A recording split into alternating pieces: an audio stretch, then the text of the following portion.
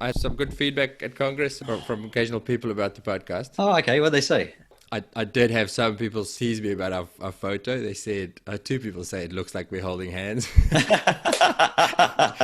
I said, yes, it's because we are. That's how Because much I we like are. you. That's You should probably say that. I just wanted to clarify something in our next podcast that we've had some comments inquiring whether or not Hubert and I are holding hands. And, look, we're good mates and we do a In lot. fact, I did record that, and that what you just said there, I'm going to put in the episode. Good evening, ladies and gentlemen. This is Gerardo Poli. And this, oh, sorry. Okay.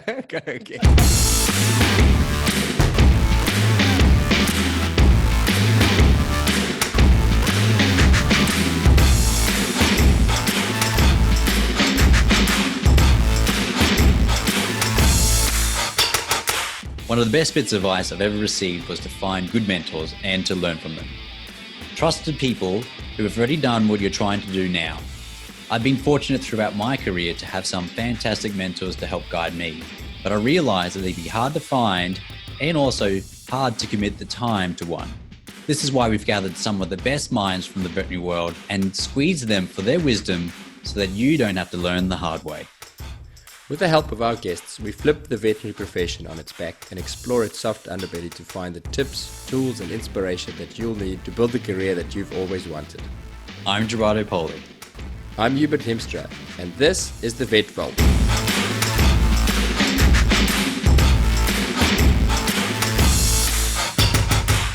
Hi everyone, and welcome to another episode of the Vet Vault.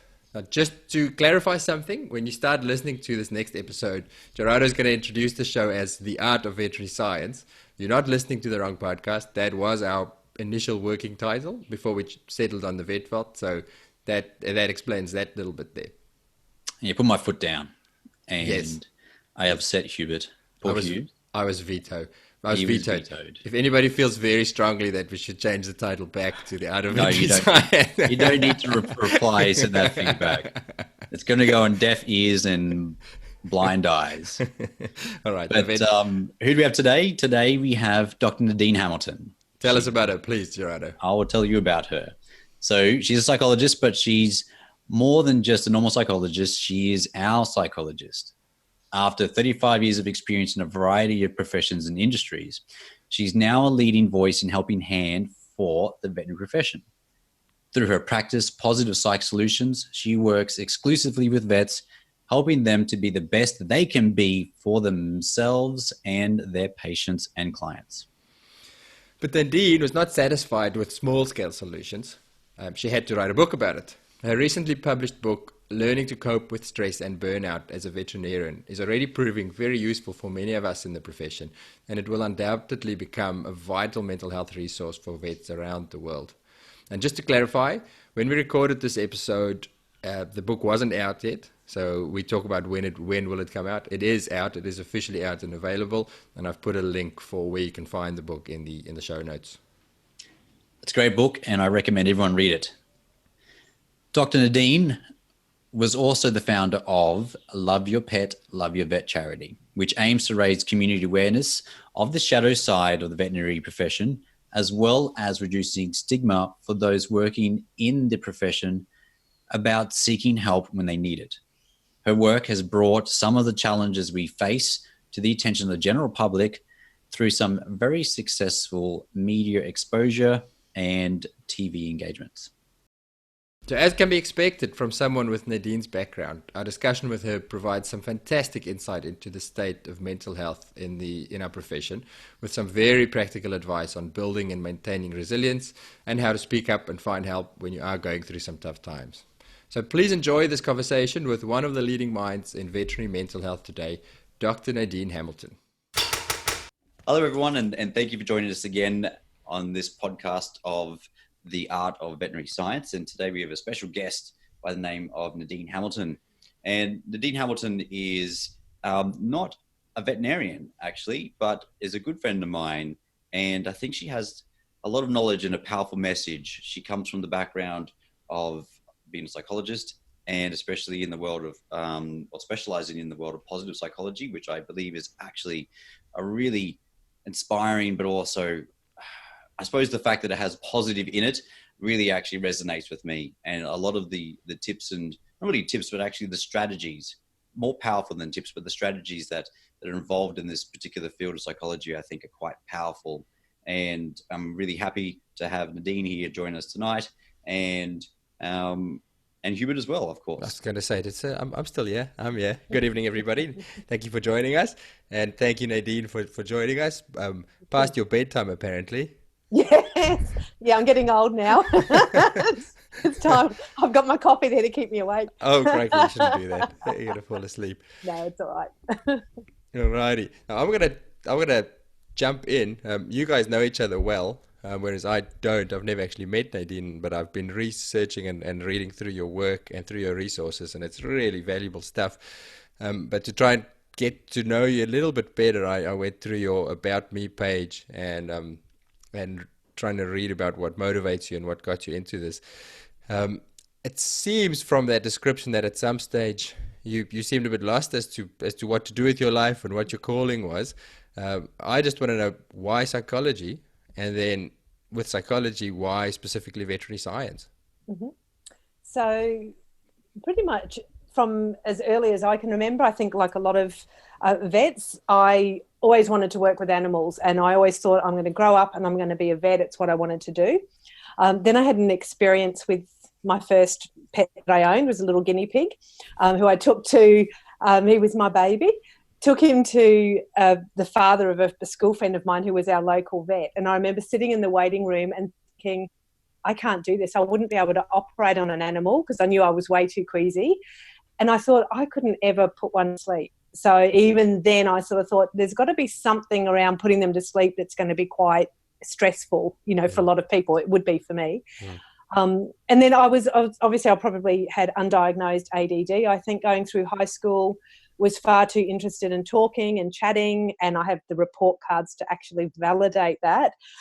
So I failed everything. So I, even though I'm English, I grew up in New Zealand, so I failed my school certificate year, which is the equivalent of year 10.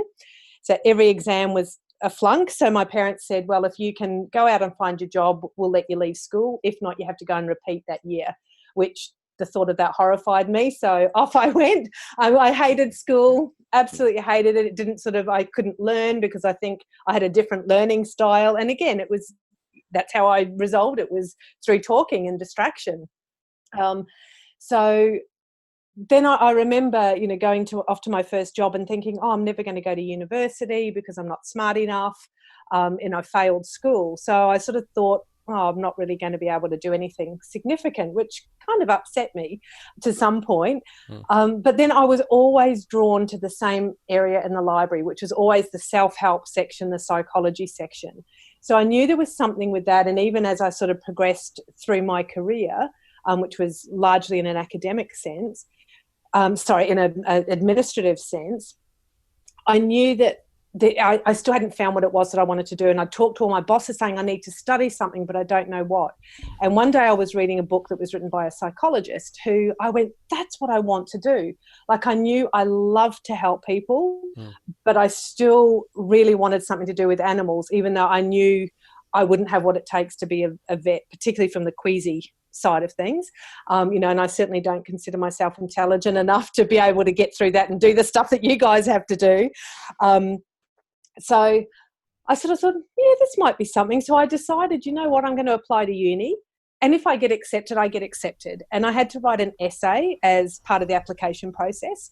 Because I was such a high school dropout, I didn't even know what an essay was. So I had to ring my mum and go, Mum, what's an essay? Because I got to write one. That's how much I mucked around at school.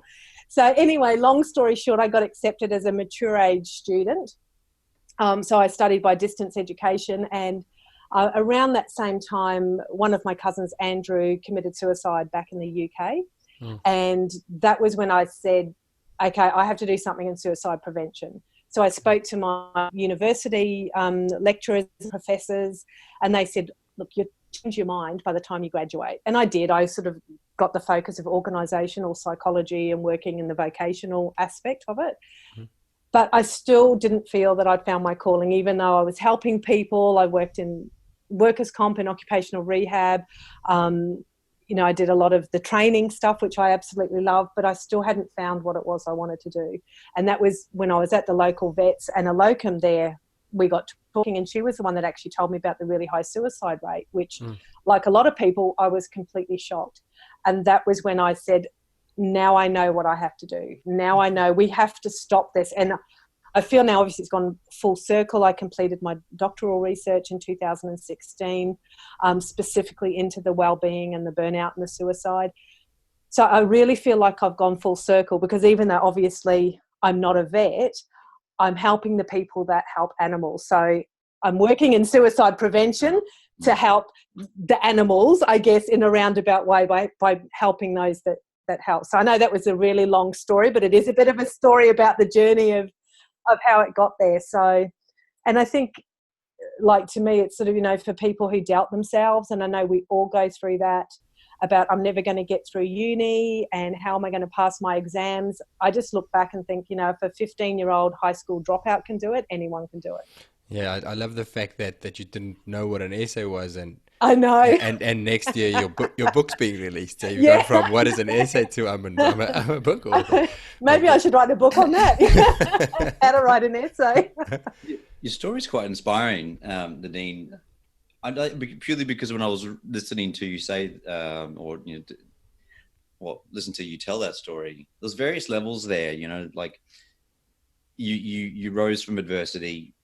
Your mindset was about growth and learning and facing challenges, and you found your purpose, or you found your why, and that's been your major driver now, and it's the thing that's actually helped you overcome the challenges about where am I going to go next, what am I going to do. So your purpose now is helping the people who can help pets, right? So that was really focusing on the things that you could control as well, and the actions that you could take without feeling helpless. So it's so ultimately in there, there's heaps of just, I don't know, like just action, and also just really focusing on the things that you can do yourself. But it was quite a powerful story. Thank you for sharing that. Thank you. You work exclusively with veterinarians, is that right? Yep. Within the industry now. Yep. And I'm aware of your charity that I've seen. We can address that later. But then you do clinical work with veterinarians as well? Yes. Yeah. So, yes. And how are you finding working in the veterinary industry? Do you have a receptive audience? I found there's been a fair bit of resistance, which I think when I've actually talked to vets and in our committee meetings that we have, like addressing those kind of factors, and I think there's so many things that are coming into that as to why. Vets in particular, I think the vet nurses are a little bit more vocal, but vets in particular, why there is such resistance there. And, I don't know if you want to go into that now or a little bit later on, but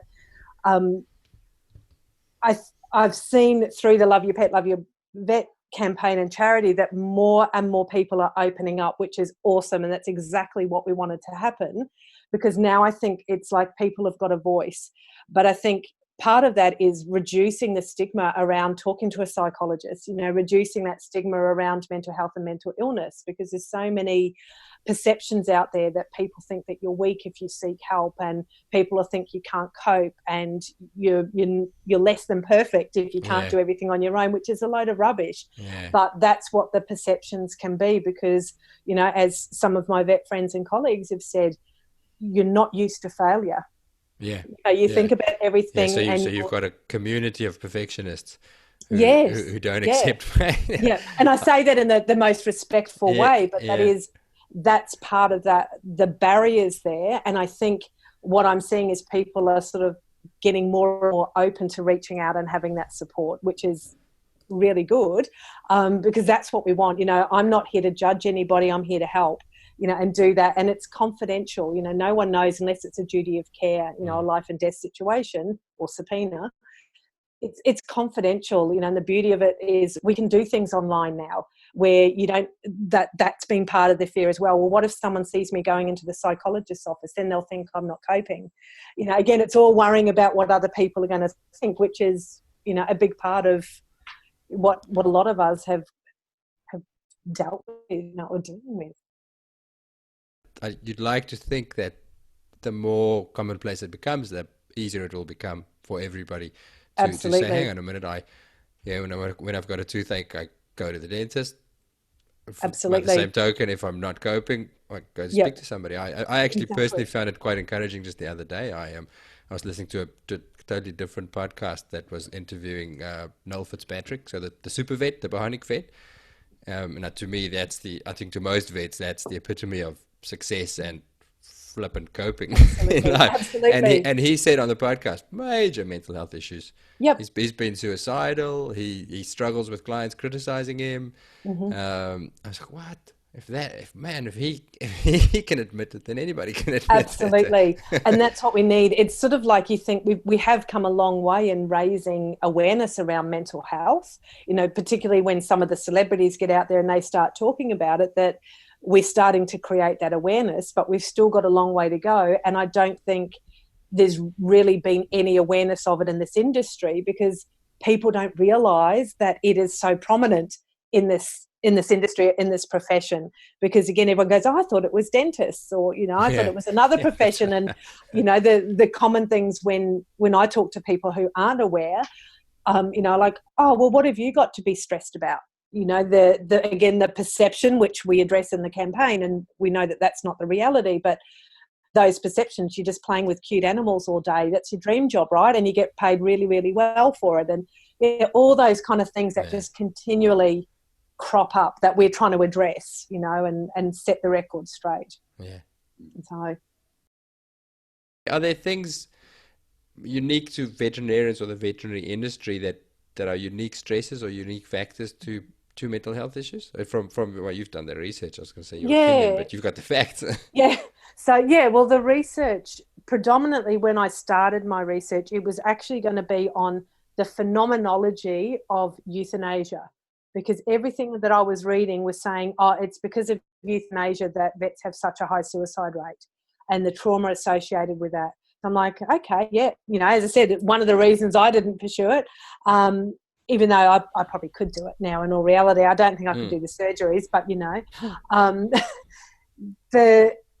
so as I sort of went in the research, we started looking about, particularly vets in rural areas. I think things have changed now that we do have, especially in, more city areas, we've got the after hours clinics. So there isn't the need for the vets to be on call, again, in rural areas. I've got a client that's on call 24/7. I said, that's just wrong. You cannot do that. You can't be in a practice all day and then be on call all night. It's just, you can't. And I'm surprised that the vet board are making them do it. I'm just like, that's just so wrong. It's just wrong. Like, how can you, if you're not getting any sleep, but how can you actually function, and how dangerous is it if you're just about asleep and you're out there on the roads? You're not only at danger to yourself but other people. And again, the mental health. Absolutely. You think you just died. You're not just tired. You're bloody depressed because you're tired. It's exactly. As simple as that. And the sleep deprivation, and we know what negative effects that has on the health. But as I was sort of looking into all of that, and I interviewed vets one-on-one as well, and sort of said, look, these are all the things that the research says are stressful. Do you agree, disagree, or want to add anything to it? And so what came out of it, or like with my research, was, absolutely, performing euthanasia was one of the stressful things, but not the most stressful thing. So some vets didn't struggle, and I even talked to it. I think even Gerardo, I like his philosophy on it. Like it's a form of treatment. It's a treatment option, which I like that philosophy. And I think that's a really good way to look at it. So that was one factor. I think the two biggest ones that I would see now, having worked more in the industry, are dealing with difficult clients, copying that abuse. And some of the stuff, I've seen it on our page. We don't get a lot because I nip it in the bud, or I'll just delete and ban the people. But I've just seen the disgusting comments that are on there that are, one comment, I think it was on Royal Cannon's page when we started the campaign, about before we had the videos, we had some still photos, a little photo with a caption. I think one was about, were you aware vets have one of the highest rates of suicide? It was one of those. And someone had commented on theirs, oh, well, if they weren't so damn expensive, they wouldn't be killing themselves. And I'm just like, that is disgusting.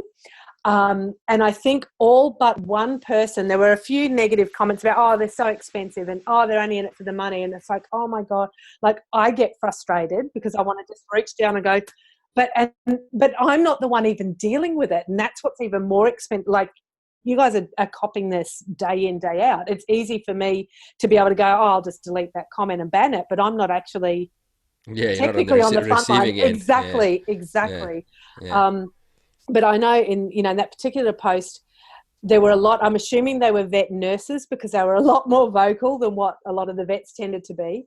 And they were getting in there and just sticking it to these people. And, I'm not about conflict, but I have to admit, I do like it when people will stand up for themselves and say it how it is. I'm like, thank you, because I have to keep things respectful and professional, obviously, and there's ways of saying things, and, some people just want to get into an argument. It's as simple as that. And you can see that sort of going, yeah, okay, I've got to nip this in the bud here. But those kind of comments, the dealing with difficult comments, the financial issues. So not only the financial discussions with customers about the costs of treatment, but also for those who are owning or operating a practice, the running costs associated with that. Compassion fatigue was another one, and unrealistic expectations. So the unrealistic expectations that clients, your family, the community, whoever put on you, that, well, you fixed my dog 10 years ago, why can't you fix him now? But also the unrealistic expectations you place on yourself. I should be able to do this. I have to do this. I have to be perfect all the time. One of my clients, she said that, we have brilliant clients in our practice, but what she struggles with is if a client says to her, thank you so much, you've just done an amazing job, she'll panic, because then she thinks, well, how am I going to do better than that next time? And I just said, like, have you done the best that you could do? She said, of course I did. And I said, well, how can you do better than that next time? Like if you didn't give 100% and gone, yeah, I probably could have run this test or done this, but I couldn't be bothered. Yeah. But not when you've given it everything. Yeah. But it's, I wanna laugh at that, but then actually I you want to cry at the same time. no, because I for a second I thought, well, that's so silly, but then I actually used to, I still say it when I was still in general practice. I didn't particularly like it when I had the fan clients, the clients who really love you, because I felt so much pressure from that, because exactly that, you go, well, you think I'm great, but I'm only human. I'm going to stuff up eventually. Exactly. You stick with me long enough, exactly. I'm going to make a mistake. So I think you should. Gerardo, anything to add? And I was just going to say that I appreciate the work that you've done on behalf of the veterinary profession, like internationally as well. I know that your campaign there that you led, Love Your Pet, Love Your Vet, has gained international traction and has really brought the topic of mental health to the forefront of people's minds again. But I think also, as you said, reducing the stigma is the goal, really, isn't it?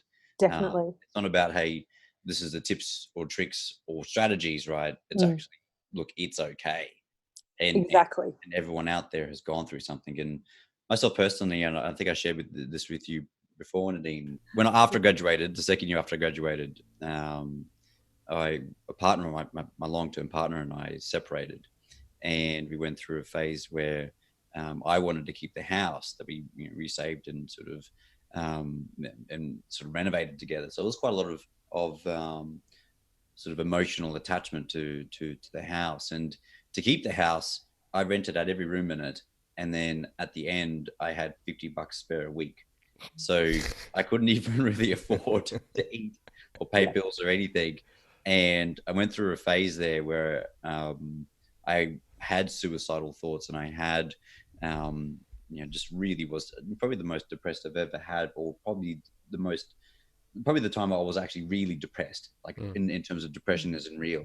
And I reached out to our the AVA, so the Australian Veterinary Association, and sought help. And the person on the line did make a significant difference. and totally turned my thought process around, and I started to take action and control and responsibility for my situation, really. And once I then felt responsible for my situation, I knew then that actually I was the only one that could change it. So, and that was my, how would you say, personal experience with I suppose, the closest I've been to suicidal thoughts or a mental health problem of significance for me. But reaching out actually was something that I did. Actually, I did in private, and I did purely because I really had nowhere else to go, but I didn't talk to anyone else around it about it. So exactly, which can be that stigma or the shame, feeling, or what are people going to think of me if I do this? One of the things that I see when we were talking before about the resistance is, the imposter syndrome, which is really common in a lot of professions, where you feel like you're an imposter, that I'm not good enough to be here, particularly with new and recent grads. Getting out there, and then you're thrown into the real world, and you haven't got the backup of your lecturers and those kind of people around you to support you, that you have this feeling that, well, if I make a mistake, then everyone's going to know that I'm a fraud and that I'm an imposter and I'm really not that good enough. And so that's why we keep covering up, and we don't want to talk about it, and we don't say anything, because what will people think? Again, it's coming down to other people's perceptions of ourselves. And, I often say it to my clients and on social media, whose opinion should matter the most? It shouldn't be everyone else's. It should be our own opinion should be the most important. But we do worry about what other people think, because, we all want people to like us. But the reality is people are going to make up their own minds about you no matter what you do or what you say. We're very judgmental, I think, as a society, but we tend to be judgmental because either we're putting the focus on everyone else because we don't want to look within and accept responsibility for what's going on with us, or we don't know how to deal with that. We don't know how to work through those issues, which I think, Gerardo, what you say, my hat goes off to you for reaching out, for recognising that you needed help and for doing something. And it's not an easy journey to take. Once you're already down that path, once the suicidal thoughts start to kick in, things are pretty serious at that level. So to be able to turn that back around, but to swallow your pride or disregard what other people think, whatever it took to get you to do that, shows that you care, which, comes into that self-care, and you value yourself enough to go, hey, I choose life over this, and it's like when you're treating an animal, there's no magic pill, there's no magic cure, but if you're determined to do it, then you're more likely to get a really positive outcome, and taking that step. And I think the more we talk about it, particularly, I know, Gerardo, you're really well respected and you've got a massive following and everything, and you are a mentor to a lot of other vets, as well as a lot of the vet nurses as well, and other veterinary professionals out there, that I think by you sharing your story can really help other people, because a lot of people might not realise that. And then if they go, oh my gosh, Gerardo went through this, far out, I'm not alone, I'm not the only person struggling with this. And there's nothing wrong with me. I think that's absolutely. Yeah, it is just as I said, it's just like having a toothache or another. Exactly. I mean, and like you said, we don't think twice about if we have to go to the dentist, or if we've hurt our hand, we go to the doctor. Why should we be so concerned when it's our mind, and what's going on upstairs? It shouldn't be any different. It's still part of our health. It's just our mental health, not our physical health. It's so important. I've got so many questions that jump up from that little conversation, from what Gerardo was telling as well, and then from I listened to another podcast that you were a guest on, Dr. Dave Nichols' podcast, when you were with Dr. John Dooley, which is worthwhile looking up for anybody who's listening. It's a great podcast. Awesome. Yeah. So Dr. John, he was very close to suicide as well. A few things from that podcast struck me and frightened me, to tell you the truth. And the one thing was that how he was fine. There was nothing wrong with him. He had no mental health issues. And then he said he's not sure if it was a day or 2 days, he was at the point of deciding there's only one way out. that I just went, because I've been fortunate that I haven't had any major trauma and so you think, oh, I'm fine, I'm not at risk, and then you hear a story like that and you go, oh Yeah, shite. exactly. One day the sun is shining and the next day it's not. Exactly. And what that made me, I suppose, I listened to it and I thought, well, how do you address this? What do you do about it? How do you prevent it? And then listening to you, Gerardo, saying, well, you had somebody to reach out to, because that talk made me think, well, what would I do? What would be my pathway? What would be my net, my safety net if I ever find myself in there? And it may be a worthwhile thing to have a plan, to have a say, well, if I ever feel like this, what am I going to do? Exactly. Have you got any? Gerardo's mentioned the AVA, but how do you set up a network like that? What does a good support network look like? Well, it's having that social support, and having that network is one of the protective factors, for your psychological well-being. Mm-hmm. And it's not about having quantity over quality, it's about quality over quantity. Mm-hmm. So knowing that you've got some person, at least one person that you could turn to. It might not be your partner, it might not be your family, it could be your next door neighbor, it could be a work colleague, it could be a therapist, but knowing that there's somebody that's got your back, that if you ring up at 2:00 in the morning and go, hey, I can't do this, I'm really struggling, you've got someone that you can talk to. So having that support network is absolutely crucial. Mm-hmm. And again, it might just be a therapist number, it might be the lifeline number to just get you through the night until you can go and see your therapist or go and see your doctor, or whoever your support person is. But having, as you said, a plan there to look after yourself. So what would I do if I'm in this situation? And having those numbers handy, whether it's Beyond Blue or it's Lifeline or the GP or the emergency care at the local hospital, whoever it is, having that support there.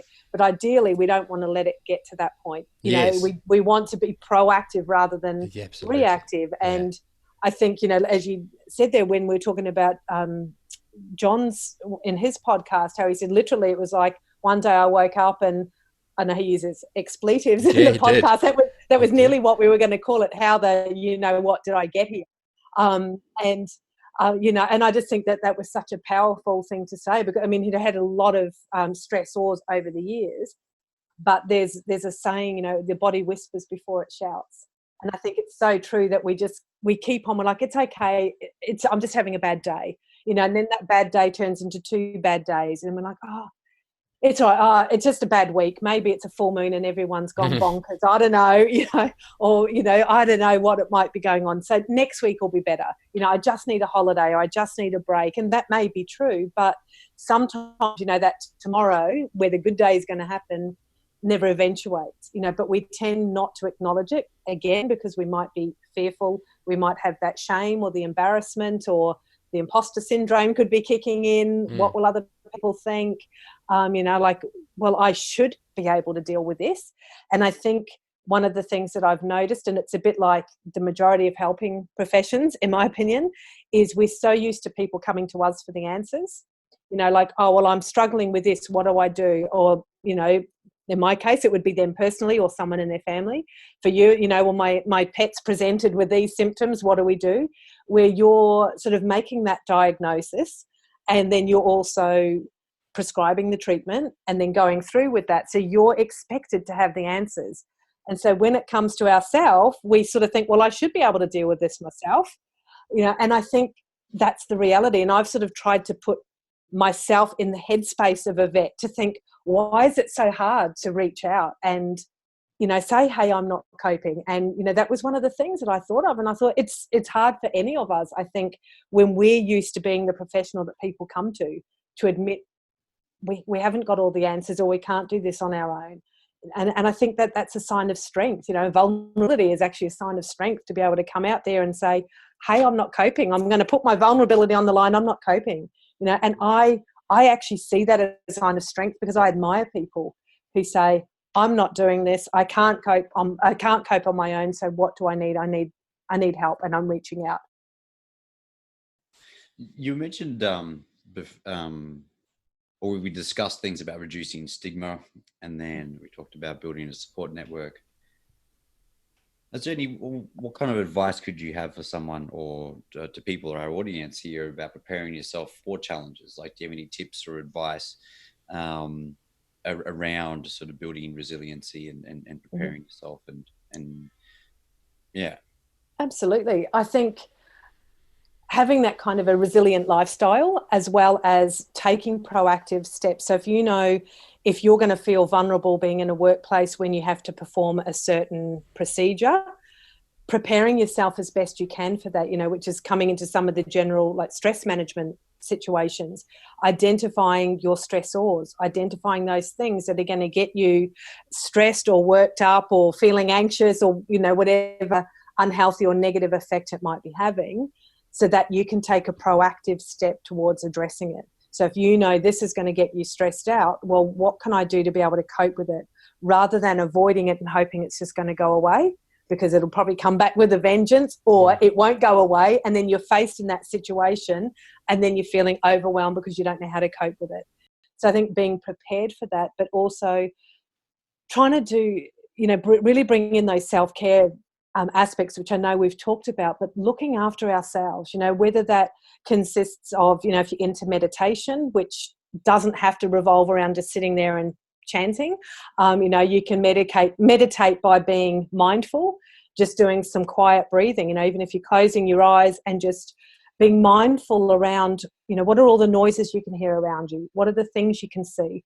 Or describing in detail something that you can see, whether it's a tree outside, and then really focusing on all the aspects of that tree, because when you're really engrossed in that and being mindful towards it, you're not worrying about everything else that's going on. Because we tend to buy into these things and then we catastrophize over them, which gets us anxious about the future, or we ruminate over them. I should have done this, I should have done that, if only I've done this. And we keep going over and over them because we think if we worry about them enough, it will give us a different resolution, or it will give us the answer. And it doesn't. If it's something that's done, it's out of our control. We can't go back and change it. But if we keep ruminating over it, it's just going to get us more and more depressed and worked up. Or if we're catastrophizing about something that hasn't happened yet, it may not even eventuate. It's like thinking, oh my gosh, tomorrow we're going to have this horrendous procedure in, and you're so worked up and, you're feeling really stressed and you're irritable and flustered and you haven't slept. And then that patient might cancel. You're like, I've just got worked up for nothing. It's, I think, really maintaining, again, that from a psychological perspective, but having that healthy mind, healthy body, so whether it's having a really healthy diet, not having things, and particularly I know alcohol is quite a prevalent coping resource, or a stress reliever, which, again, I'm not sort of condoning either way, except to say, alcohol is a depressant. So if you're already feeling somewhat depressed, it can exacerbate that. If you're on antidepressant medication, the alcohol can magnify what's going on. So it's really just being mindful of that. And a lot of people will drink because they think it's going to help them get to sleep, and it might help them get to sleep initially, but chances are you're not going to have a really good quality sleep because of the nature of what's going on. So again, that's where the mindfulness comes in, and a lot of the psychological strategies that we use to be able to recognize that, if I have this bottle of wine, how's it going to affect me in the long run? Will I be glad that I drank this bottle of wine in the morning when I'm dealing with the consequences or not? And when you're mindful, you're able to nip it in the bud there and then. Even though you think, this wine's really looking good over a glass of water, but in the long run, I know that water is going to be better for me in the long run, and it's the long-term consequences we have to deal with, not those short-term things that are going on. So, really thinking about healthy diet, exercising, we all know exercise releases the endorphins, all those happy chemicals as well. Really good stress reliever. I see a lot of vets there sharing posts on social media at the gym and stuff like that, or got a really good punching bag or something where you're able to really just let it out and get it out, and that's doing it in a healthy way, rather than sitting there and just downing another bottle of wine or something that's really not healthy in the long run, because you don't want to add that guilt of doing that. If you're going to feel guilty about it afterwards, you don't want to add that on top of what you're already dealing with, because it'll just exacerbate it. And again, those general self-care things. So finding an exercise that works for you, that whether it's, walking, whether it's going to the gym, whether it's bike riding, swimming, you know, even some light gardening. Probably not in the heat at the moment that we're copping here, Gerardo, but you know, those kind of activities that you can do that you're going to find relaxing, you know, and relaxation isn't all about just sitting there with your eyes closed doing nothing. Relaxation is about finding an activity that is going to get you relaxed. And for some people that is going to the gym or surfing or, you know, going for a walk or whatever it could be. Just going back over, so you covered identifying your stresses. You talked about mindfulness, healthy diet, alcohol, exercise, and relaxation. Mindfulness is it the practice of being focused on the present? Present, yes. So the here and now, you know, because as we were just saying, the past is gone. The future hasn't happened yet, so that's still imaginary. We can only really focus in the present moment, the here and now. So what's this when they say the past is regret and the future is anxiety or something? Yeah, so when we think about the past and we go and we're ruminating, it tends to lead to depression because we go, I can't change that, shouldn't have done that. And then when we start worrying and catastrophizing about the future, we start to get really anxious. You know, and that's when all those what ifs and I should have and I must do, you know, all those things where we tend to think that there's a rule attached to it, you know, shoulds, musts and have to. I generally have a feeling that, or at least what I do when I feel anxious about something, my first instinct is to avoid and procrastinate. So it's like, shit, I don't want to hear anyway. I don't want to do that. Let's watch a YouTube video. But what I found and is that moving towards it is a lot more powerful for me. Absolutely. You know, so the thing that I stress about, actually taking action towards even small, one little step, it's like writing it out, getting it on paper or something, or making that phone call. It causes such a relief and such a reduction in the anxiety that actually, surprisingly, moving towards something is actually such a powerful thing. Definitely. I don't know what your thoughts were around that. Oh, absolutely. Yeah. And it's one of the time management strategies that I talk about is having a procrastination list, because quite often the things that we're procrastinating about really aren't as bad as what we think they're going to be, you know, and I've done that. And I think it's really good to have a procrastination list. And then at the end of each day, write a list of all the things that you want to get done the following day. Because then when you get to work, whether it's in the evening, you know, if you're doing night shifts or whether it's the daytime, whatever your structure is, when you get into that workplace, if we're talking work related, you know where to start, because it's so easy. And I'm guilty of it as well. If I've got, you know, a desk full of stuff that I've got to get through and I have no structure around it, I'm going to fluff around, you know, and it's like, I'll just quickly check my emails and I'll see what's going on Facebook. And, you know, it's so easy to procrastinate because it's like, I've got to tackle all of this, or I've got this massive report to write and I really can't be bothered doing it, or it's going to take a lot of time and effort and I don't feel like I've got the energy to do that. But then once you actually get started with it, as you said, there's that sense of accomplishment or that sense of achievement. It's sort of like, I feel relieved because now I haven't got this hanging over my head. And what I personally find is it actually motivates me to do more. So I get through, you know, if I've got a procrastination list, okay, these are all the things I have to tackle, breaking them down into smaller objectives. You know, I've got a filing cabinet that needs sorting through. The thought of clearing out that whole filing cabinet is quite overwhelming because it's like, oh gosh, how long is that going to take me?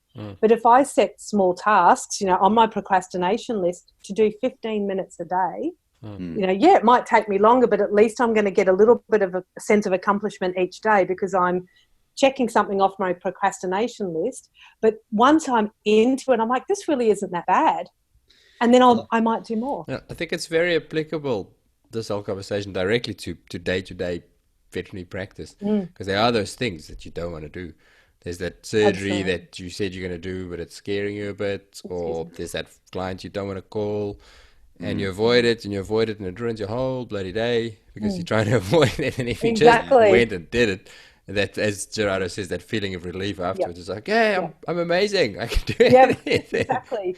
Well, it's taking up room in your brain, you know, and that's what you think of your brain is like a filing cabinet or like a shelf on a bookshelf. There's only so much that you can fit on there. You know, so if my bookshelf is chock-a-block, which mine actually is, you know, if I keep buying more books, which I tend to do, then there's only so much room on that bookshelf I've got. You know, they might all be beautifully aligned this way, but then they start getting stacked on top in the opposite direction. And then as soon as that's full, I've got nowhere to go with that. If I try and cram things in, the filing cabinet's going to fall over, or the bookshelf's going to fall over. So I need to release some of the information so that everything else can come in and make room for it, you know, which is about decluttering.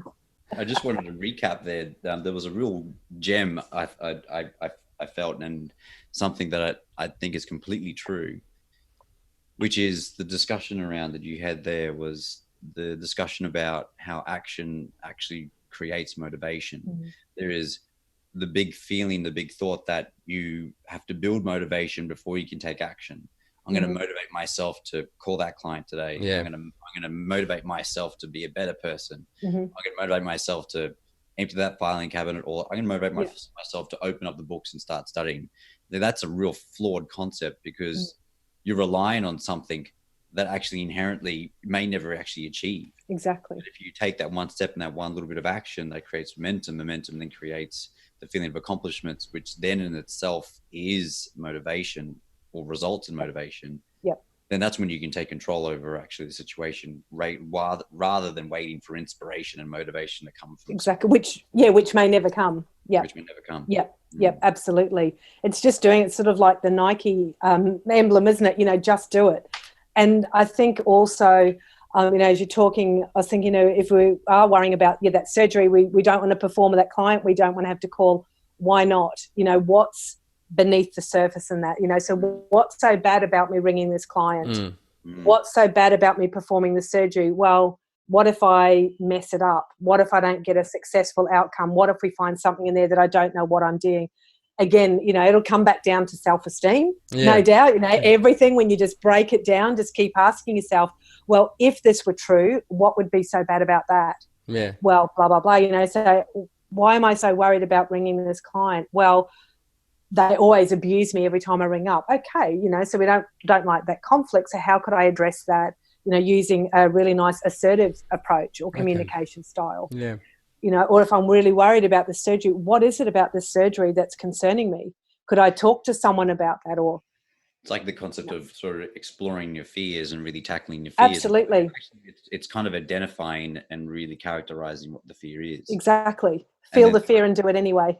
So the book says, Or even it's actually a book. I've got it there on my bookshelf. Or it's even like actually, once you realize what the fear is, it's almost like as if you take away its power. Absolutely.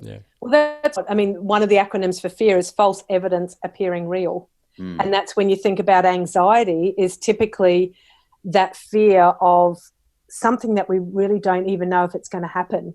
You know, it's fear of something we think is going to happen, but we don't necessarily know if it is. It's preparing us, again, that fight-flight response. You know, we think about what's all the worst case scenarios for this situation that I'm in, and what are my options? You know, am I going to stay and fight, or am I going to take off and flight? But I think a lot of those things, when we're breaking it down about why is this so difficult, why is it so hard, what's underlying my reluctance or my procrastination around this. And it could just be, I mean, I know for me, in a lot of the work that I've done in the past, you know, we meet with clients, we do these lengthy assessments, and then we have to do these massive reports to go with it. You know, in my mind, I'm like, I mean, I have no problem doing reports. I'm from an administrative background. But to me, it's sort of like, but I've already met with the client and got the information. Why do I now have to spend 2 hours to type up when I could be doing this or I could be doing that? You know, it's not the actual typing up the report that's the problem. It's that I've probably got a million other things that I feel would be a more productive use of my time than spending 2 hours on this one particular task. You know, or it's just not exciting to sit at my desk for 2 hours, you know, when I could be out shopping or looking on Facebook or, you know, watching YouTube channels. So, you know, I think it's breaking it down. It's not always going to come down to, because I'm not confident about typing that report, but it's like, what is this taking me away from? You know, or what else is there to do?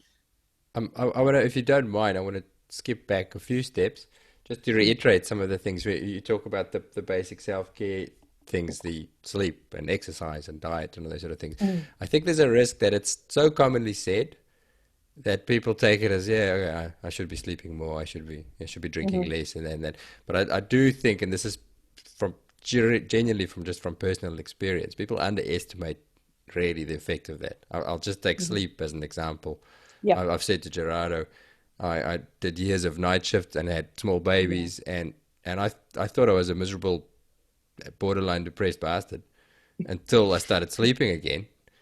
And then you go, hey, actually, I feel a hell of a lot better, to the point where now I've become a bit of a sleep.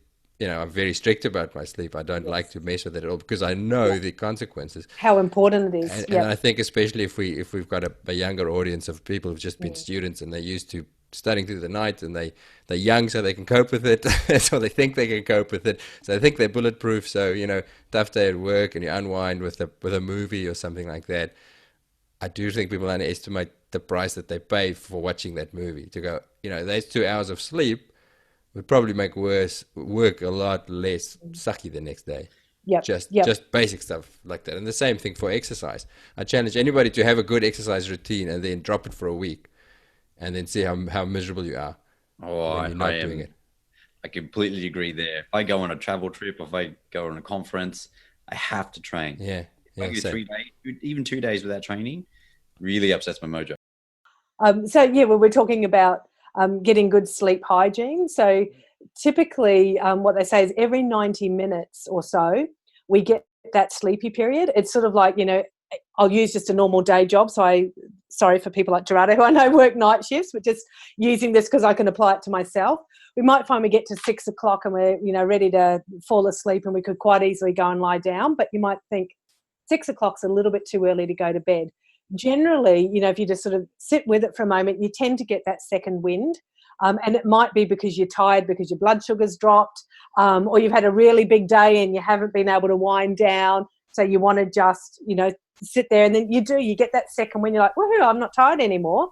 Then roughly another 90 minutes will pass. About 7:30, you start getting that, the naughty dogs again. You might think, oh, maybe that's still too early to go to sleep. So, that eventually will pass. You get that second wind again, and they're like, woohoo, raring to go. 9 o'clock, you go, yeah, that's probably a bit more reasonable time for me to go to bed.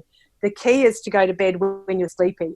Otherwise, if you go to bed when you're not sleepy, that's when you tend to toss and turn, and, your mind's thinking about too many things and you just can't get to sleep. So setting yourself a really good bedtime routine, and this would apply whether you're a shift worker or not, although I appreciate it's most likely harder to, get the circadian rhythms balanced when you are working shift work. And, my husband was an ex-shift worker too, so I sort of saw the toll and how difficult it is, to be able to get into that kind of pattern. But trying as best you can to make this work and following these kind of things is, when you are getting close to that bedtime period, then doing something relaxing. And that might be just journaling quietly, just writing in a journal, your 3 good things that have happened today, or your gratitude, or taking a little moment to prepare for the day ahead, like we said before, with what's my task list for tomorrow. It might be doing some quiet reading, or watching a show that's not going to mentally stimulate you or physically stimulate you, like watching, a murder mystery or something like that right before you go to bed. It's probably not helpful. And certainly if you're reading before you go to bed, make sure it's something that's not going to have you having nightmares all night either, because that's certainly not going to help. So being able to switch off from that, and they say recommending that you get off your phones and your iPads and your computers and all of that before you go to bed, have an hour or 2 hours before bed.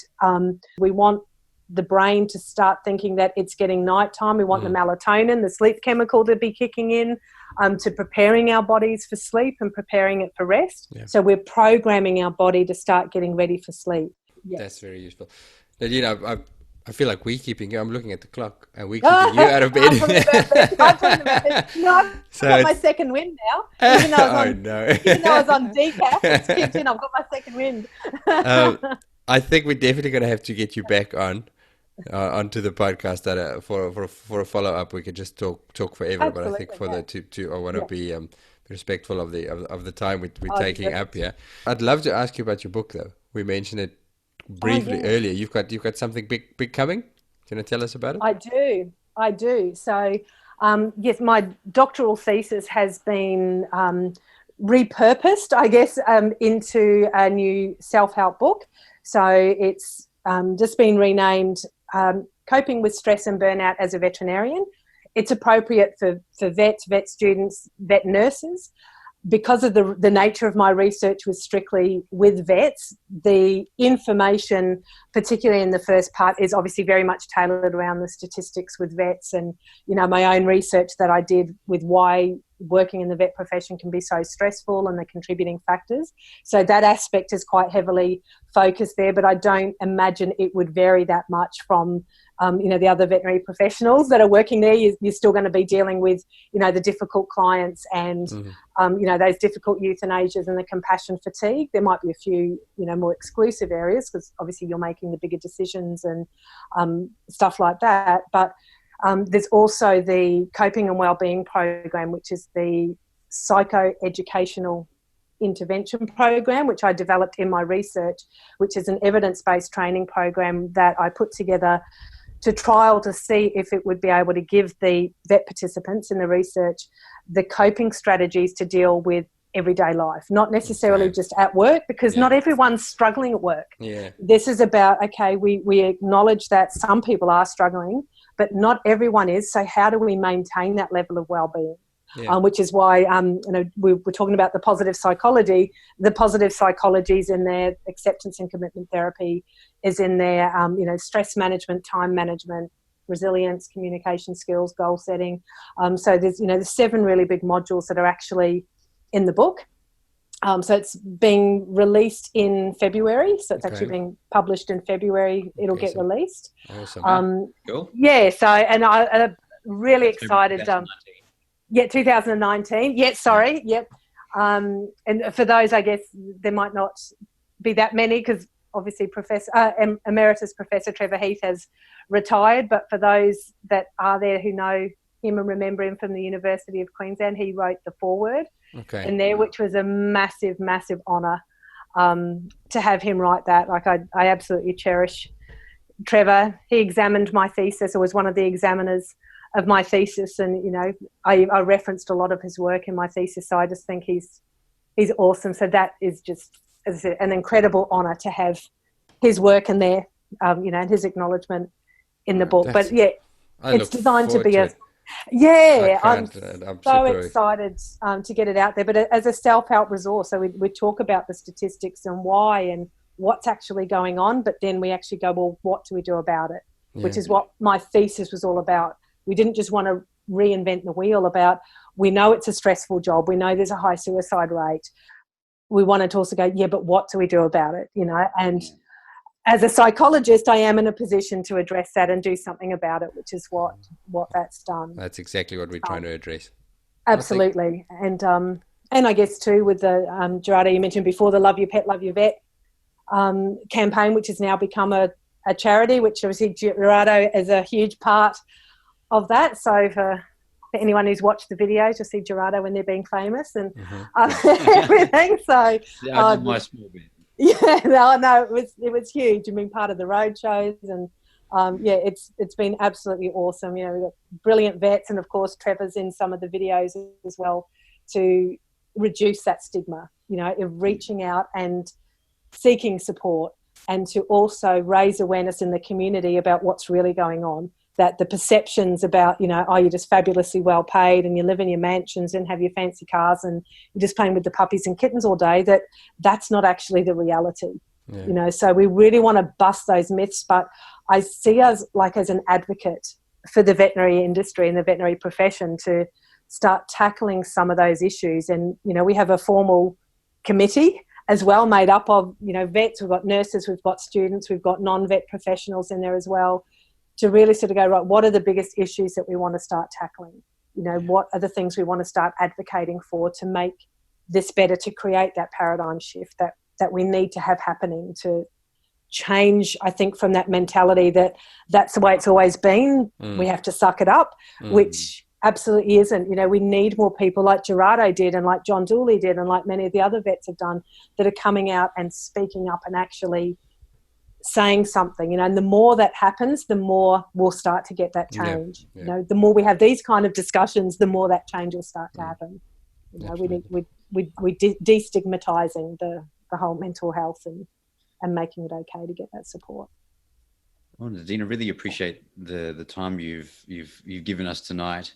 And I suppose one of the things we wanted to close off with was talking about your book, and so in the links we will put a link to the book itself. So Coping with Stress and Burnout as Veterinarians. So as you said, available in February 2019. And also what we'll do is put links to the Love Your Pet, Love Your Vet charity as well. So no, but there's a lot to take in. It's amazing. I really appreciate the time, and It's awesome. We'll do it again sometime. Yeah. Thank you so much, Nadine. I think it's a perfect place to wrap it up.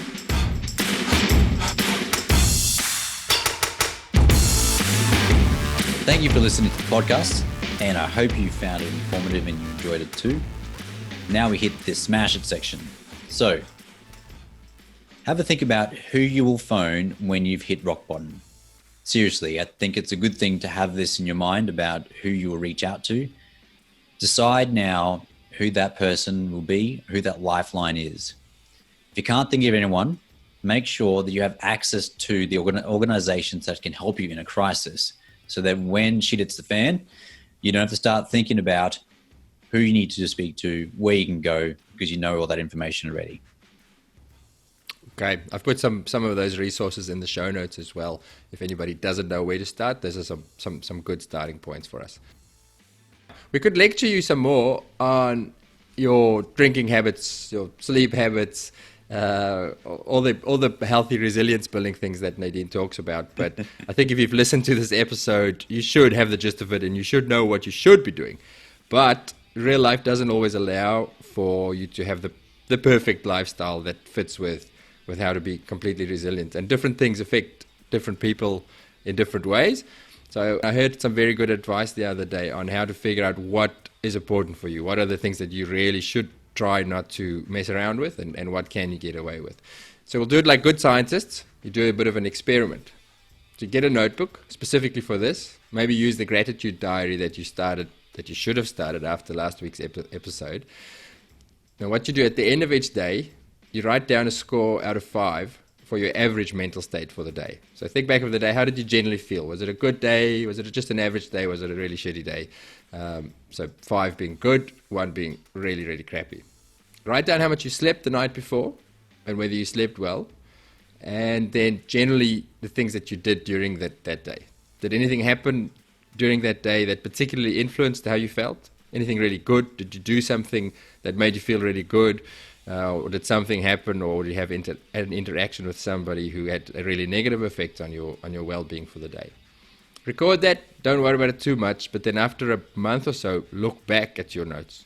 What you should see is some clear patterns of what affects your mental health, what allows for you to have optimum mental health, and what detracts from your well-being. What habits and routines will give you the most benefit. And then work on that. Just pick the things that work for you, follow them, and the things that don't really affect you, ignore it. And that's us. Now get out there and go smash it. Before you start, head to the iTunes store and give us some feedback. We'd love to know how we're doing, and if you loved it, go tell at least 3 of your friends to give us a go.